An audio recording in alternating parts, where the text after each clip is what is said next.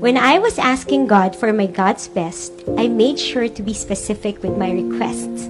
Someone who will love not just me, but my family. Lord, please give me someone handsome. And true enough, God gave me my very own version of Captain Ree.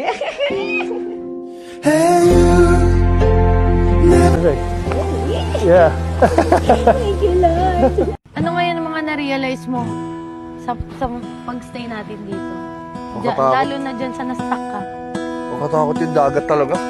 Sabi ko, Lord, buhayin mo lang ako, patawarin ko na yung asawa ko ngayong araw. Ayun, binuhay niya ako. Masyadong ikili ang buhay para magalit.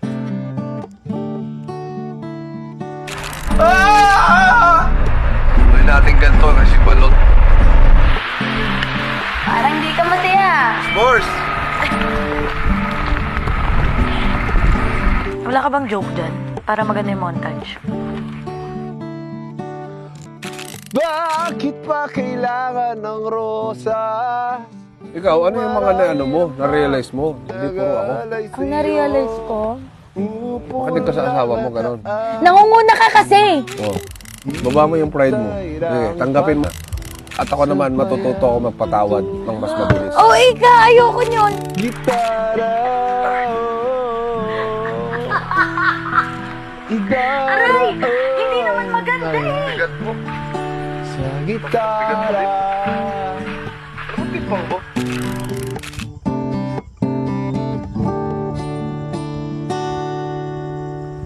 Ako ang na-realize ko, masarap ulit-ulitin yung mabilis tas malalaglag.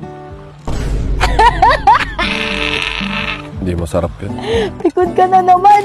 Hindi, ako ang na-realize ko, hindi mali na minsan mag-enjoy kahit 2 days lang. Alam mo yon Oh. na mag-make time tayo sa isa't isa. Mapapagod lang sa kalatigid kung marami namang awit na lang at magpaparinig ng lahat ng aking dadarama.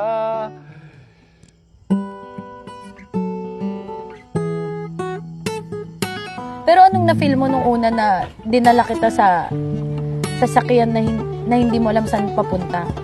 Wala, parang masayang adventure. Pero sulit naman pagdating dito. Ganda dito sa Las Calas. Sa gitara.